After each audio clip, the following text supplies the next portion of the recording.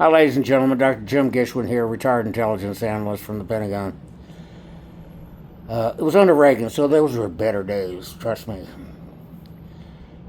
Man, I'm shrugging my shoulders on this. Talking again, and he's sitting there accepting the apology from the IRGC people that he's talking to. Oh, well, that wasn't us. We didn't mean to do that. Oh, heck. They've been sitting there breaking the truce. They've been sitting there firing at ships going through the Straits of Hormuz. And since January, they've been firing at ships in the Red Sea. I'm glad the Saudis joined up with us and went in and hit those people in the Iranian back places. And also the IRGC. Now, the IRGC has got to go, people. You can't talk to these people. They believe that the second Imam will arrive after Armageddon. So they're really anxious to produce Armageddon so they can sit there and see that second Imam arrive. That's what they believe. They're fanatics, folks, and they're just like Hamas. They will fight till the last man, and they believe that if two of them are still alive and in control in that country, they have won. Survival to them is winning. Okay? And they got enough hidden stuff to sit there and pester us for a long time. So let's just go in, get it done. Get her done.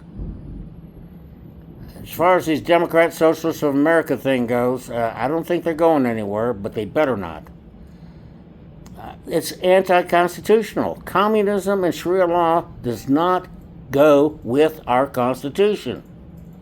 Okay? It contradicts our Constitution. And people that come into the United States legally have to declare that they were never a part of an organization that advocated the violent overthrow of the government.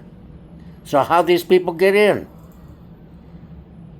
And our lawmakers and stuff, they sat there and swore to defend the Constitution from enemies within and without. Just like the same oath I swore about 6-7 times in my life.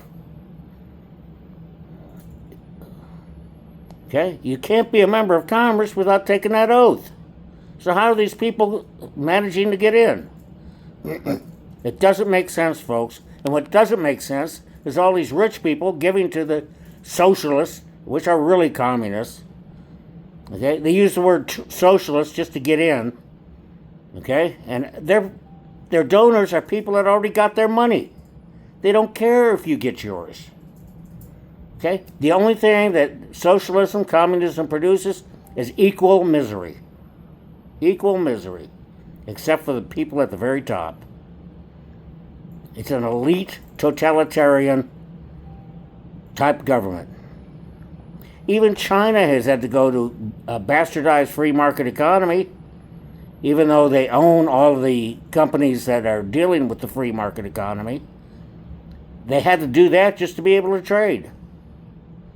They realized that pure communism wasn't working, so they don't have pure communism there. They do have totalitarianism, okay? Which means the party runs everything and owns everything, okay?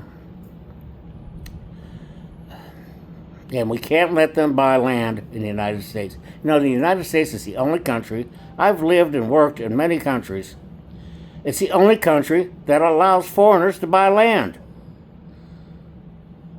When I had a bar overseas in the Philippines, for God's sake, I was a half owner because I had to have a Filipino owner. And that used to be a colony in the United States.